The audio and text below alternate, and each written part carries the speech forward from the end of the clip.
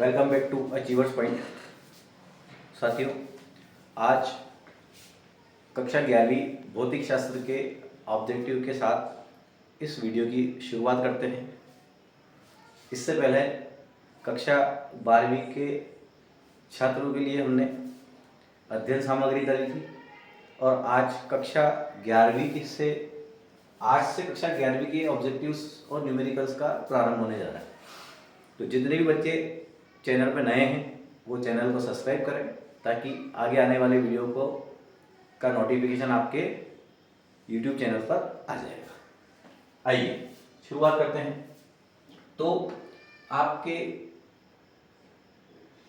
Physics का पहला जो चैप्टर है अध्याय 1, उसका नाम है मापन और मात्रक। इससे संबंधित ऑब्जेक्टिव्स के बारे में बात करेंगे जो आपकी आने वाली अर्धवार्षिक और वार्षिक परीक्षाओं में आपको बहुत ही सहायता करेंगे, जिसकी सहायता से आप अच्छे नंबर स्कोर कर सकते हैं।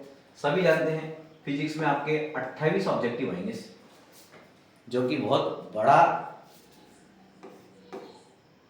भाग है 70 में से अंकों का। आइए शुरुआत करते हैं। पहला ऑब्जेक्टिव क्या कह रहा है? प्रकाश वर्ष का विमीय सूत्र क्या है? तो आपने कक्षा 10वीं में पढ़ा होगा। प्रकाश वर्ष दूरी का मात्रक है। काय का मात्रक है? प्रकाश वर्ष दूरी या डिस्टेंस का मात्रक है। और दूरी को अपन काय में नापते हैं? मीटर में। तो मात्रक मीटर हो जाएगा। और मीटर के लिए विमीय सूत्र क्या लिया जाता है? एल। तो अगर आपको इसको पूरे फॉर्मेट में लिखना है तो लिखेंगे m0 L1 और T0। क्या लिखेंगे? m0 क्योंकि द्रव्यमान नहीं है, L1 और T0 लिखेंगे। इसके आधार पर आपका जो प्रकाश वर्ष का विमीय सूत्र होगा वो क्या हो जाएगा? केवल L, या इसको आप L1 भी कर सकते हैं। अगली बात करते हैं। अगला विमीय सूत्र क्या पूछा? स्थितिज ऊर्जा की विमाएं हैं। अब आप जानते होंगे कि कार्य को ही ऊर्जा कहा जाता है। जो आपने किया गया कार्य है वो किस रूप में बदलता है? या तो स्थितिज ऊर्जा के रूप में बदलता है या गतिज ऊर्जा के रूप में बदलता है। तो स्थितिज ऊर्जा, गतिज ऊर्जा, कार्य या किसी भी प्रकार की ऊर्जा है, सबके मात्रक एक जैसे होते हैं, सबके विमीय सूत्र एक जैसे होते हैं। तो आपको स्थितिज ऊर्जा का मात्रक पूछा, तो स्थितिज ऊर्जा का मात्रक होता है mL2T-2। अब ये कैसे आया इसके बारे में बात करते हैं। क्या होगा स्थितिज ऊर्जा का मात्रक? तो अभी अपनों ने बात करी कि ऊर्जा किसके ऊपर डिपेंड करती है? कार्य के ऊपर। और कार्य का सूत्र क्या है? F×S, बल गुणा विस्थापन। और बल को क्या लिख सकते हो आप? ma×S, मतलब द्रव्यमान के लिए विमीय सूत्र आएगा A क्या होता है? त्वरण का होता है L_T-2। और S क्या होता है? विस्थापन के लिए वापस आ जाएगा आपका L। तो इसको अगर आप हल करोगे तो M कितनी बार है? M एक बार है। L यहाँ पे भी है और यहाँ पे भी है, एक और एक, L कितना हो जाएगा? 2, और कितना हो जाएगा? T-2। तो आपका ऑप्शन कौन सा वाला? सी वाला ऑप्शन आपका सही रहेगा, mL2T-2। इसके बाद अगला देखते हैं। अगला जो आपका प्रश्न है, अगला कह रहा शक्ति का विमीय सूत्र बताइए। क्या बताना है? शक्ति का विमीय सूत्र आपको बताना है। शक्ति का विमीय सूत्र क्या होता है? तो सबसे पहले अपन शक्ति के सूत्र के बारे में बात करते हैं। शक्ति बराबर क्या होता है?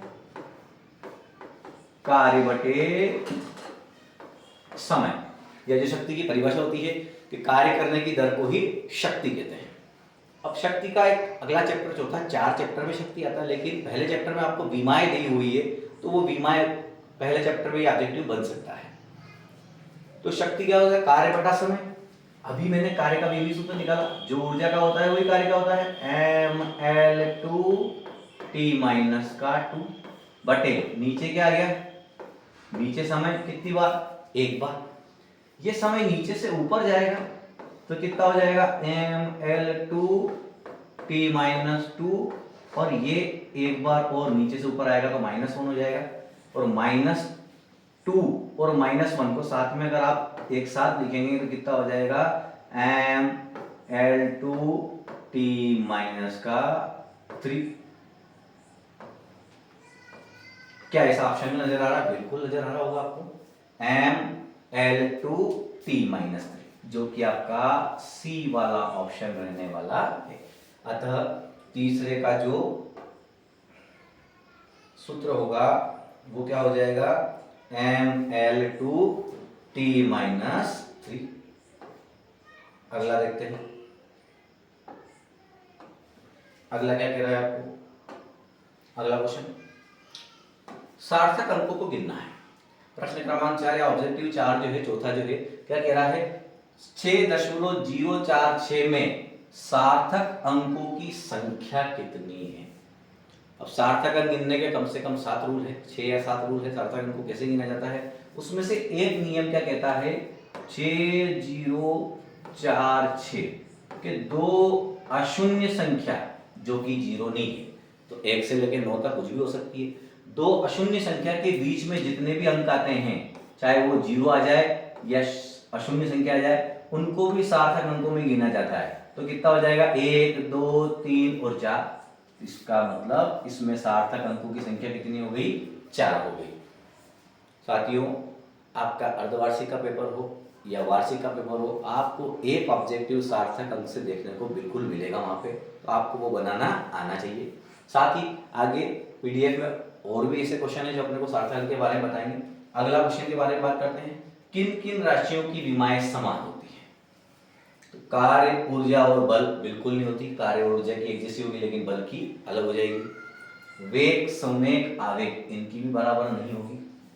स्थितिज ऊर्जा, गतिज ऊर्जा, अब इन दोनों की तो बराबर है लेकिन संवेग की बराबर नहीं होगी, तो ये भी गलत ऑप्शन है। चौथा ऑप्शन क्या दिख रहा है आपको, ये दाब नहीं है, ये दाब है, ये है दाब। दाब, प्रतिबल, और ये थोड़ा सा टाइपिंग मिस्टेक है, ये है प्रत्यास्थता गुणांक। तो दाब, प्रतिबल और प्रत्यास्थता गुणांक तीनों के विमीय सूत्र एक समान होते हैं। किसके किसके, दाब का, प्रतिबल का और प्रत्यास्थता गुणांक का। कैसे होते हैं थोड़ा सा देख लेते हैं।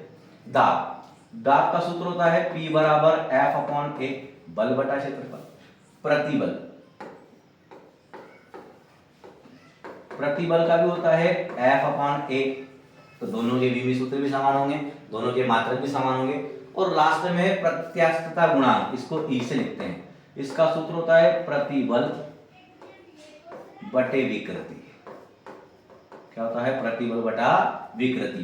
तो प्रतिबल को तो लिख देंगे F/A, और विकृति जो होती है ये विमाहीन राशि होती है और इसका कोई मात्रक नहीं होता। इसके आधार पे जो इसका विमीय सूत्र है वही इसका होगा और वही प्रत्यास्थता गुणांक का होगा। इसके कारण दाब, प्रतिबल और प्रत्यास्थता गुणांक तीनों के विमीय सूत्र क्या रहेंगे, एक समान रहेंगे।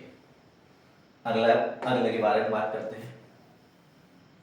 अगला देखो, फिर से वापस सार्थक अंक का प्रश्न अपने पास आ गया, क्योंकि सार्थक अंक को ज्ञात करने के अलग अलग तरीके हैं, तो उन सभी पे जो है प्रश्न आपका बन सकता है, तो आपको सारी चीजें याद होना चाहिए। अगला देखें, अगला क्या कह रहा, 3000 में सार्थक अंकों की संख्या कितनी है। अब एक नियम और है सार्थक अंकों को पढ़ने का, कि जब बाईं ओर एक अशून्य संख्या है और उसके दाईं ओर सारी शून्य संख्या हो, तो उन दाईं ओर की राइट हैंड साइड के जो जीरोस होते हैं उनको गिनते ही नहीं है, तो इसके सार्थक अंक कितने हो जाएंगे, इसमें 1 हो जाएंगे।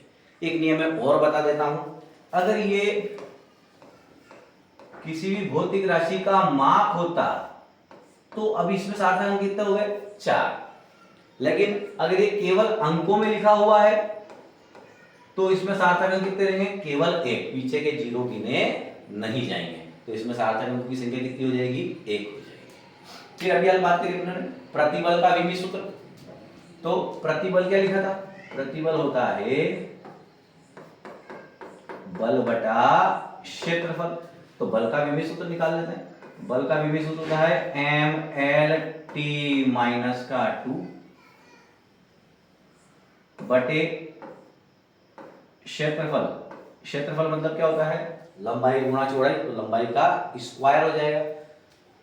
अब ऊपर एक है, ये नीचे से ऊपर जाएगा तो कितना हो जाएगा बेटा, m l1t-2, और ये l माइनस का कितना आएगा, ऊपर आएगा तो 2। अब एक प्लस का है और एक माइनस का है, तो कितना आ जाएगा, m l-1 और t-2। क्या आपको देखने को मिल रहा है, आपके ऑप्शंस में बिल्कुल मिल रहा है, m l-1 t-2। इसके साथ ही